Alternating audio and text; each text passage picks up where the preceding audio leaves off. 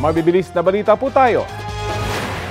Sumiklab ang sunog sa bahagi ng Barangay Santo Niño sa Marikina pasado alas 11 kagabi. 4 na bahay ang apektado. Kinuyog ng mga magkakapitbahay ang isang lalaking pinaghinalaan sinadyang sunugin ang kanilang bahay. Itinanggihan ng lalaki.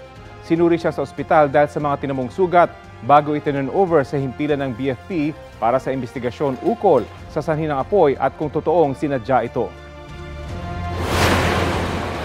Nasunog naman ang bodega sa ikawalong palapag ng isang gusali sa Binondo, Maynila. Ayon sa BFP, mabilis kumarat ang apoy dahil sa mga karton at plastik na nasa loob nito. 3 ang sugatan, kabilang ang 2 bumbero at 1 pang fire volunteer. Inaalam pa ang kabuuang halaga ng mga natupok at ang pinagmulan ng apoy.